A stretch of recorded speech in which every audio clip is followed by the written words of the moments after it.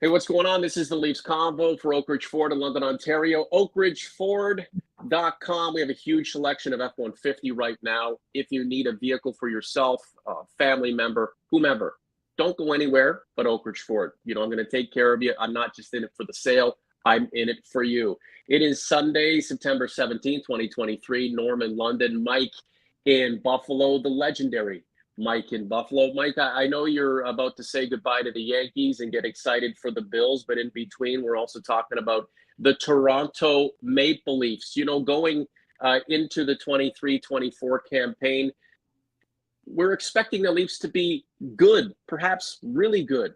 But can they be great? It's all going to play out between now and October 11th and then beyond. I wouldn't say there's a lot of contentiousness surrounding the club.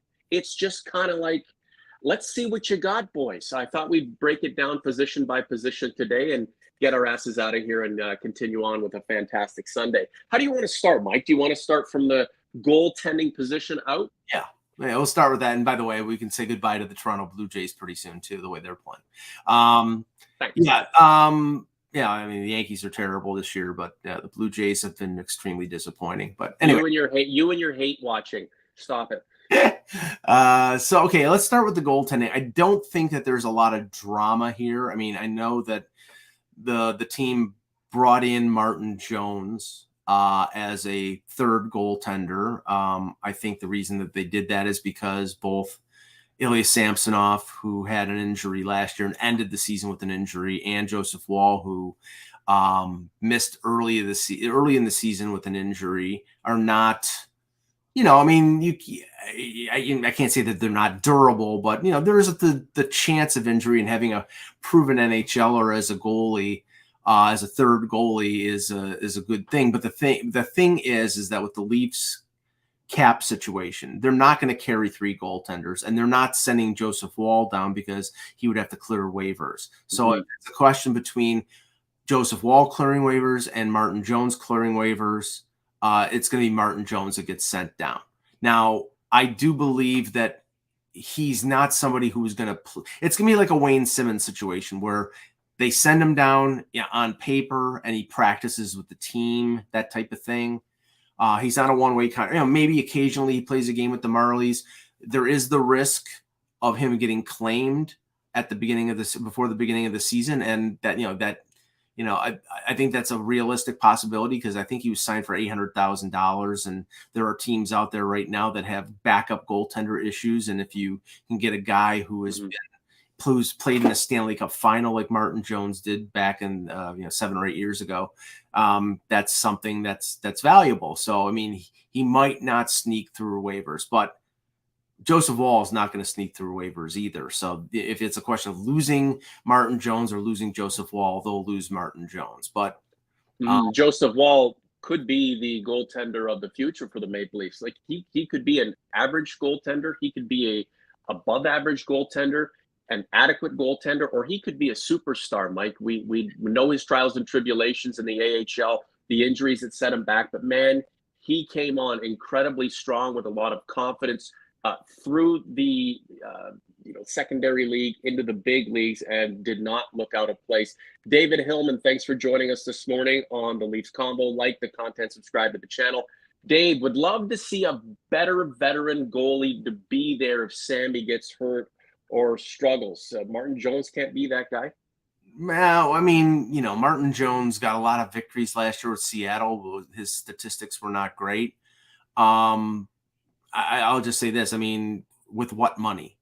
They want a veteran goaltender backup Samsonov. With what money? They have the salary cap. And I mentioned there's not a lot of contentious things to weigh in on preseason. One of the things that management is trying to contend with, and it is borderline contentious, is the salary cap. So yes. Yeah, I mean, Joseph Woll, he's making $775. He is a very good prospect. He played very well in the American Hockey League last year. He played very well in a limited amount of games at the NHL level. The Leafs are a fairly decent defensive team. So I think everything is set up there to have him play, say, 30 games with Samsonov playing, say, 52, something like that. Like that type of breakdown.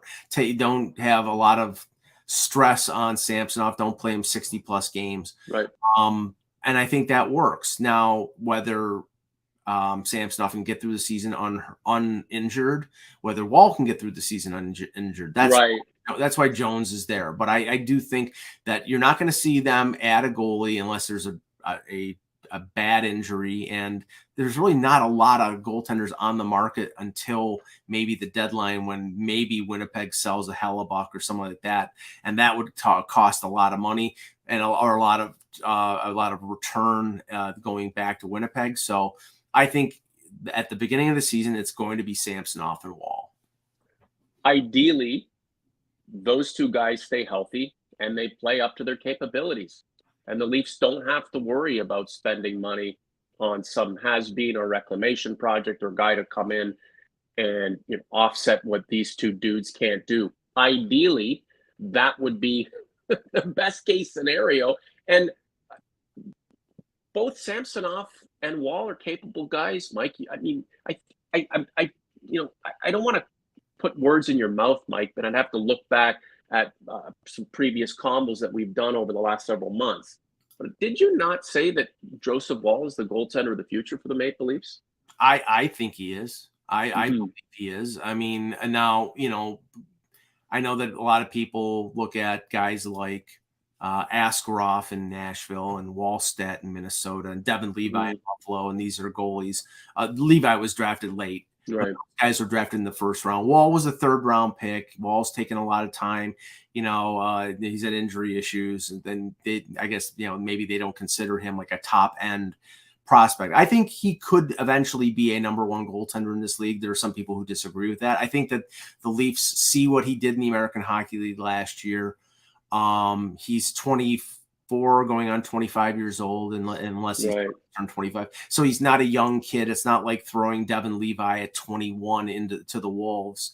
So I think all the things are there to have Joseph Wall potentially be the goalie that takes over if they can't sign Samsonov after this year. This is a good experiment in the sense that they're going to be able to find out more about Joseph Wall throughout the season. And if he shows that he can handle an increased workload, then he might be the number one in 2024. This is the Convo for Oak Ridge Ford in London, Ontario, oakridgeford.com. Thank you so much for being here. Like the content, subscribe to the channel. Mike V, a convert. Morning, Norman. Mike, can't believe it's only a few weeks away, and he's obviously talking about the 2023-2024 NHL season, October 11th against the Habs. Mike, is that correct? Yes, it is. As usual, they open up against the Habs. It's getting a little boring, but it's tradition, I guess. So they're going to keep doing that. But yeah, let's talk about the defensive core. So on paper, seems pretty steady. In general, last season, the defensive group wasn't a major problem. Clearly, losing Jake Muzzin wasn't always the greatest thing. There were some speed wobbles along the way, but they were. And then Morgan Rielly, it doesn't matter what he does, he can't appease the masses. But in general, the defensive group was not a liability. Do you expect more of the same this year, or do you think, with Brody getting longer in the tooth, Rielly under constant stress and pressure, Mark Giordano, 40 years young, he could have, a Zdeno Chara type run here in the twilight of his career, but maybe not. John Klingberg's going to come in and most likely, run the point when it matters the most. Do you see more of the same from last year into this year, or are we potentially, treading in some dangerous waters going forward, knowing that this group is 1 year deeper and, may potentially show some cracks that Brad Treliving is going to have to patch up sooner rather than later?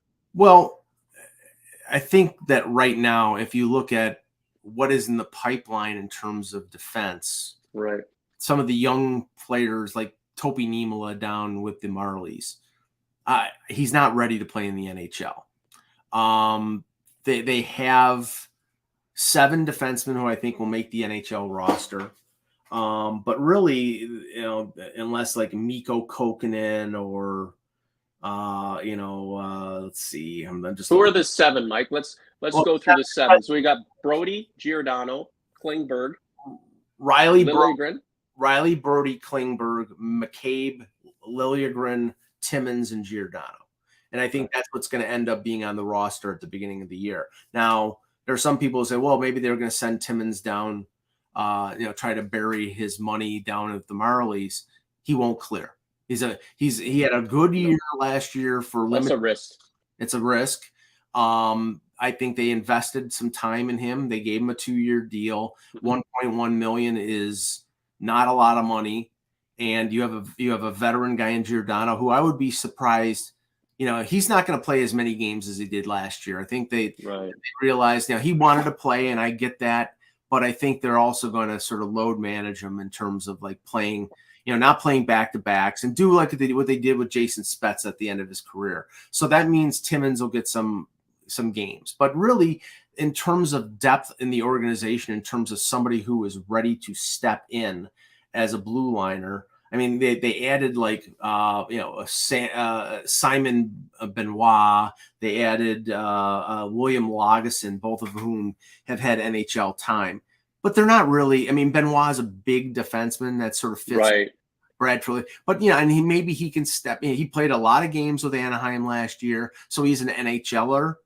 But, they're just guys, Mike. They're just guys. This is the answer to Carl Dahlstrom and the guys who just plug in. It's the seven that I mentioned, and I don't see them.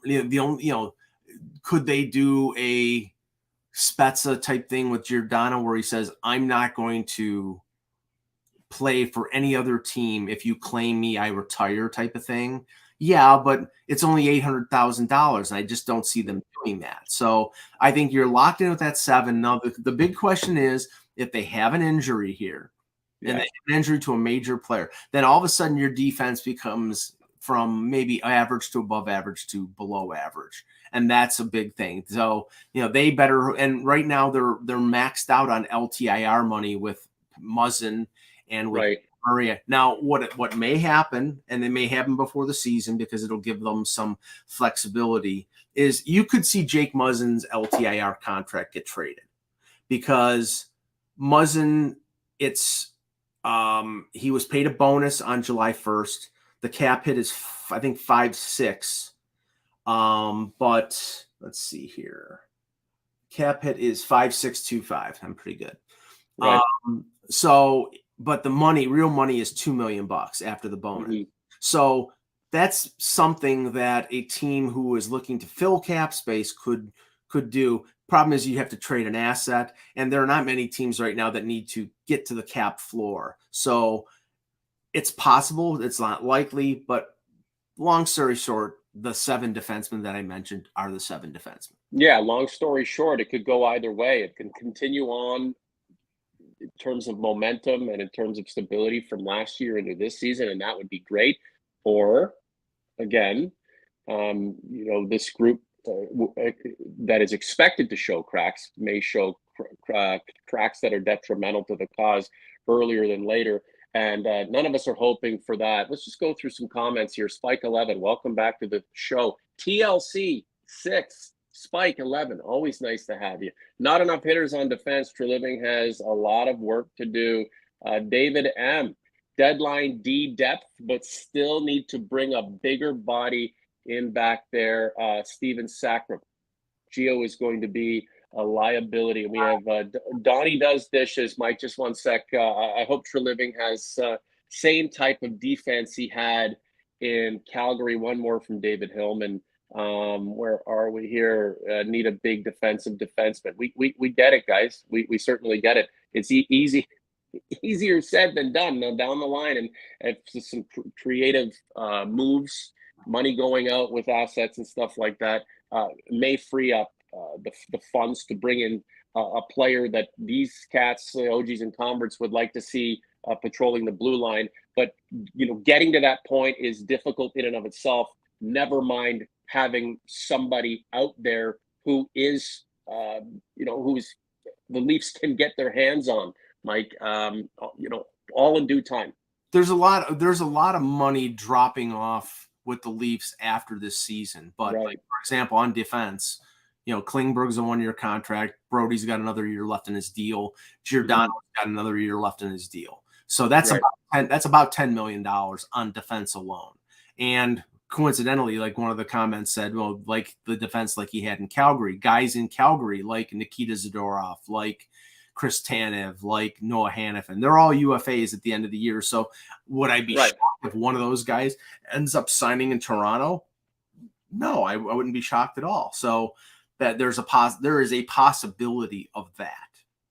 But in the here and the now, I think their defense, I agree that there's not a lot of physicality there. McCabe throws a hit every once in a while. Giordano can be physical at times. But really, you've got guys who are good positional defensemen, Brody, and offensive defensemen like Riley. Liljegren can do some things on both sides of the ice. So, I mean, is their defense great? Is it Stanley Cup caliber? No, I'd be lying to say if it was. Do I think it's good? I think it's good enough. But, they need a lot of improvement on the blue line to be able to win a Stanley Cup. If they're going to win a Stanley Cup, it's going to be based on their offense, and we know, what that means. So. Right. Scotty Clark, Hal Gill, PTO. If he wasn't 50, that's certainly a blast from the past. All right, so we've checked in on the goalies. We know the defense. We're hoping it's much of the same as that defensive group that was super steady last season. And now we talk about the forward group. We think that the top six is going to be the four guys we know and love, in addition to Bertuzzi and Domi. However, where's the comment that we have? Kist, 61. Nyes wins the Calder. How does he win a Calder? How does he win a Rookie of the Year award without being incorporated into that top six? As of now, he's not. But he'd have to get in there and go pretty wild and crazy offensively and bring that 200-foot game if he's going to win, Freshman of the Year awards down the line. And that remains to be seen. He's not winning the Calder because Connor Bedard is going to, but or Adam Fantilli or one. Not to say that Nyes can't have good offensive totals and have a successful rookie season. I expect. I think he will. But I looked at the Leaf forward complement, and right now, there are 9 locks in terms of, guys that are guaranteed to make the NHL roster. And obviously the core 4, Domi and Bertuzzi. So there's your top 6. And then Kampf, Yarncroke, and Lafferty. Then it's the last 3. It's the fourth line. And I believe Pontus Holmberg will probably be the fourth line center unless he doesn't play well in camp. Right. I think Nyes will be one of the, and I don't think he'll play fourth line, but I think he'll be one of the 10, 11, 12. And then it could be, I know that Dylan Gambrell has been mentioned, and there've been I don't think Easton Cowan's going to make it. No. Ryan Reeves. Well, I know you said that he could be shipped across the Gardner and back. I think Ryan Reeves. Possible. I think Ryan Reeves will start the season as as part of the 12, but he is waiverable in the sense that nobody is going to claim him with another 2 years left in his contract. No one. Right. So if they have a cap crunch where they need to open up cap space, and the thing is that might be at the very beginning of the year. They might have to do that. Right now, even with Matt Murray and Jake Muzzin's LTIR money, there's still about $2 million for the cap. So he seems to know how that. See, that's why that Muzzin LTIR move might be something that they can do. But then that doesn't relieve the problem because that money's going on LTIR. They still have to clear about $2 million in cap space to be able to get under the $83.5 million. And does that mean sending Reeves down to the Marlies and then calling him up when you need him on an emergency recall? I mean, I'll leave it up to Brandon Pridham for the inventiveness of the cap, but those are concerns. But I I know that, they've said, well, Dylan Gambrell is a possibility of being the fourth line center. I just don't know if I buy that. I don't think that, guys like Fraser Minton is going back to junior. There maybe Alex Steves gets a chance. Is Nick Robertson? There it is. There it is. David Hillman and Donnie Does Dishes are wondering about this guy. He was all the rage last year, and then it couldn't stay healthy and just fell out of favor. And here we are again. Well, where the hell does he play? Ironically, he did not go to Traverse City and play in the rookie tournament, even though, he's been around for a few years. But I mean, Matthew Nyes played 3 games and played in the playoffs. He went to the rookie tournament, but Nick Robertson didn't go to the rookie tournament. What do you make of that? I think they're trying to keep him healthy. I think they don't want him to get hurt in a rookie tournament. I think they want him to, from everything I've heard, he's ready to go for training camp. But the question is whether he is going to be durable enough. I can't say what Donnie is saying right now and that he'll never be a regular because, the Leafs cut bait with him. Then he could go someplace else and probably be effective. You never know. It's just right now it's not working out for him here, but I do think is he a trade candidate, as Spike 11's asking? Well, yeah, but I think other teams would want it. But again, what are you accomplishing with trading him? He's somebody who makes under $1 million a year. Right. You want this guy, if he's effective, to be because you need cheaper players. That's crazy. So giving him away at $700 and whatever $1,000 or $800 whatever $1,000 a year is sort of counterproductive if you think he can play in the league. Patrick G. Mafia, Yarncroc and Timmins off the cap is 3.3. I think we trade for a young and up-and-coming defenseman. Sounds simple. Oh, yeah. Okay, first of all, Timmins is a young and upcoming defenseman. He's 24, I believe, and he had a good year last year. Now they sort of spoon-fed him games because he was coming off injury, and they're hoping that, he's going to be productive, and he's locked up for 2 more years at $1.1 million. So that's a good value. Yarncroc scored 20 goals. Yarncroc is good. Why would you want to trade him? Mm-hmm. Again, and I hate to keep going back to this, folks, but this was the reason during the offseason when I said, they should consider trading William Nylander because they can't afford him. And so now could they have gotten players who were making less than $6.9 million who could be productive? Sure. But, we'll be talking about this as an ongoing rumor between now and the end of the season, but it's already been mentioned in a few places about, well, the Leafs might be in on Patrick Kane. Well, Patrick Kane's not going to be available until January, and he's probably not going to sign until January. Right. But if you think, and what are you'd be waiting with bated breath to get this guy on your team? He is a complete tertiary support guy at this point. He doesn't jump into the lineup and grab these dudes by the collar to take them through to a championship, Mike. He would be a guy that you would add on an accessory at this stage of his career and of the game in general. I'll slightly disagree with that because last year when he got traded to the Rangers and he was exactly what you said, a secondary player. He was playing injured. He was playing with a hip issue that he had to have hip resurfacing surgery, which is a major surgery. And so you have to say that, even when at a decreased level of productiveness, which is not a word, he was effective, but he was not the same player who scored 90 plus points the year before. Now fully healthy, he could return. He's 34 years old, maybe not, but you're talking about signing him or whoever signs him on a veteran minimum contract for 1 year to prove it that he's healthy. And then maybe he goes out and he gets a deal someplace else. Right. The Leafs could be interested in that if he's healthy. Sure.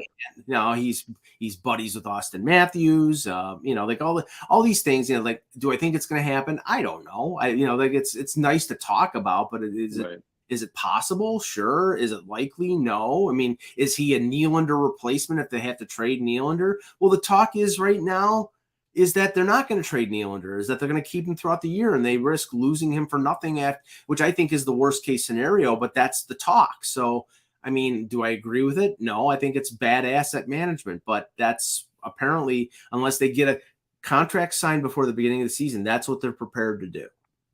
This is the Convo for Oak Ridge Ford in London, Ontario. oakridgeford.com. Like the content. Subscribe to the channel. Spike 11. Kane with Domi and Matthews could be something special. I mean, that's just a lot of talent there. Mike, you know, we're of the mindset that the Leafs need to be tough, right? You know, life is rough. The game is rough.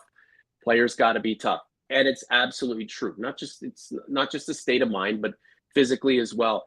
You know, the top four leave a lot to be desired when it comes to that rough and tumble game, but man, they're just phenomenal hockey players in their own right and make up for it on most occasion. Bringing in Tyler Bertuzzi, bringing in Max Domi, you've got Sam Lafferty back there. And I don't know, Matthew Nyes, is that the extent of the grit that this team has going into the season to come? Well, I mean, Reeves, but the problem is that Reeves is an 8-minute a game player. Again, that's why I didn't bring him up. Yeah, I mean, but the thing is that he still has an impact in those 8 minutes. I just don't like, you know, we're going back to the Colton Orr. But no, and that's not what I meant. I meant the grit, the guys who are going to throw hits, the guys who are going to be tough, the guys who are going to be face watching, the guys who are going to be in the scrums, in the mix. Are those four guys that I'm bringing up, and obviously Lafferty's just a support guy. Mm-hmm. Are those the guys who you're going to have to count on to mix it up night in and night out to, you know, offset the skill and the speed and the what everybody else pretty much will contribute? Yeah. Pretty much. I mean, I don't think you can really depend on Domi to do a lot of that. I mean, he's never really done that. I mean, he occasionally sticks up for his teammates, and but he's mostly a skill player. I mean, you know, the name Domi does not do him a lot of favors because he has to fight a lot of battles that, you know, that because of that name. And, you know, could you see him? Sorry, Mike, and I don't mean to cut you off, my friend. Can you see him? And I'm not worried about this. I'm actually excited to see it, and I hope he can contain it. Do you think because he's in Toronto, he's going to potentially overextend himself, try to do too much? Or do you think at this stage of the game and knowing what he knows about the team and what he needs to do to be successful, he'll stay in his lane? I think he will. I mean, he's more of a veteran player now. Had he joined the Leafs younger, maybe that would have been that desire for him to, like, you know, live up to the expectations of his dad. I think he just seems very happy to be a Leaf, and I think he wants to be a Leaf for a while. You know, maybe why not signing an extension after January 1st. But I think that, you know, he can't go out and just sort of run amok. He's going to have to. He is there as a facilitator. He's a good playmaker. Right. I think he's better playing on the wing than he is playing at center. They might play him at center, but I think they're gonna play him on the wing. I think he's gonna probably play with Tavares and Marner, or Tavares and Nylander, or maybe even with Matthews. Who knows? But I think, you know, he's gonna be a top 6 left winger, and I think occasionally he'll be physical and do the things that I think the team needs to do, but I don't think he's going to step out of his lane. I think he's going to be the player that he is. Are the Leafs going to be tougher to play against this coming season than they were last? They'll be tougher than they were at the beginning of last season. I don't know if they'll be tougher than they were after the deadline, because you remember, you know, Shen and Achari and O'Reilly. I mean, they brought that veteran physicality that they were missing, and that's why a lot of people wish they would have been able to hold on to those guys. But, you know, they'll have to work at it in terms to match up to that toughness. I don't think you can depend on a 20-year-old Matthew Nyes to be a bull in a china shop. You know, I mean, look what happened last year. He got leveled in the playoffs and he got knocked out. And I mean, there are going to be players on teams that are going to test him physically. Right. Hey, Rook, here you go. And like, so, I mean, that's going to be, you know, now it's going to be up to the guys like Ryan Reeves to sort of defend him. while he's like learning his way in the NHL. But I do think eventually he'll be that guy, but not right from the very beginning. Steven Sackrab, they haven't been a team that's hard to play against. Well, I mean, you can ask the Tampa Bay Lightning. The Leafs knocked them out in the first round of the playoffs. The Leafs were certainly hard on the Bolts, and they did give it to the Panthers as much as they possibly could. We shall see how it all transpires for the season to come.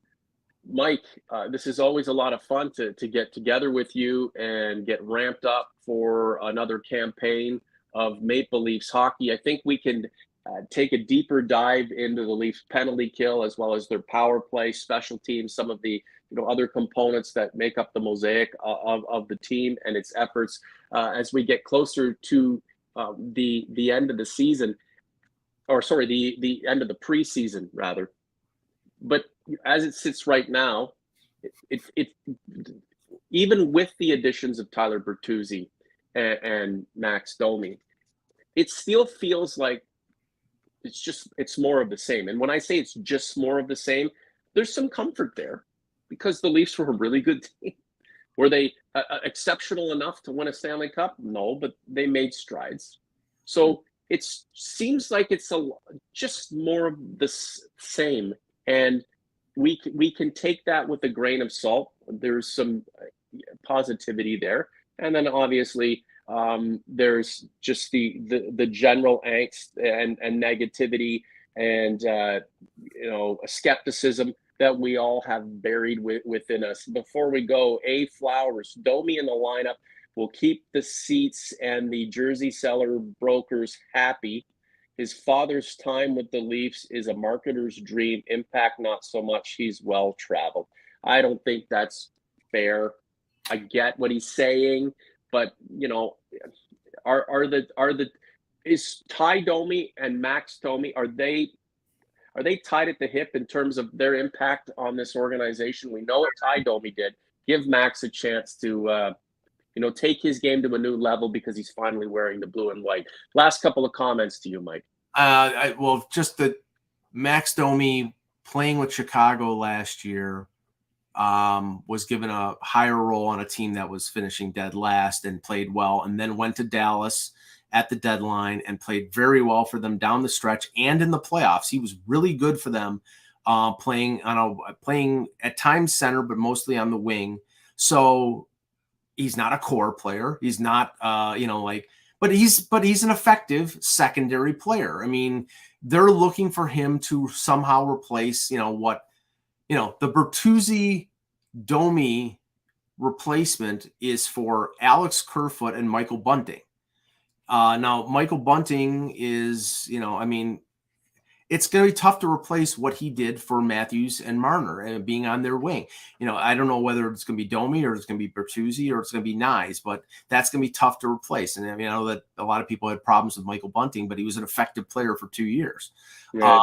I think Domi can score 50 to 55 points with this team. I don't see why not. If he's playing in a top six role, if he's playing lower down in the lineup, then what the commenter was saying might be true.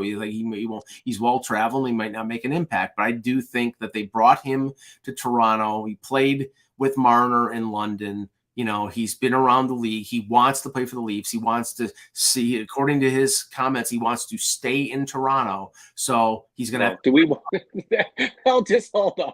Do we want him to stick around? Let's find out. Oh, sure. No, I know. Yeah. Let's find out how the season plays out. Dog Chung, with the new guys we added, it's going to make our star guys even more dangerous. I mean, that's one way to look at it. And that's why I asked the question, can the Bertuzzis and the Domis and the Laffertys and the Nyes and whoever else wants to step up their game physically help support the core four. And let's also not forget the core four, all on their, in terms of their own trajectory, are 1 year deeper into their careers. Mm-hmm. Matthews is entering his prime. John Tavares is on the back end of his. Marner, the same as Matthews, and William Nylander. I mean, just the guy's been phenomenal offensively. So you'd hope that going forward, everything that they have learned, everything they have accrued, all of the trials and tribulations, all of the adversity, all of the achievement can culminate in something better than these dudes have ever put up before, both individually and from a team perspective, Mike. So, I mean, look, we're leading into a season where there's a lot expected of the Maple Leafs, but the expectations are still generally tempered because we always feel like the Reaper is lurking. Unless you have something else to add, Mike, we should probably wrap her up, and we can talk about the management and coaching staff and some of the changes made there on future episodes of the Convo. Let's end it here, and we'll talk about that next week. Okay. OG's Converse, thanks for being here. Like the content, subscribe to the channel. We're going to be here in 7 days' time. But as we move forward towards the regular season, we're going to drop some weekday shows. Ideally, we'd like to do 3 shows max a week, 1 show at minimum. We'll drop in shows here and there as we see fit. And that's pretty much how we do it with the Leafs Convo. TLC 6 in full gear for the season to come. And you know what? We're excited for it. For Mike Augello, I'm Norm James. Have a great Sunday. See you soon.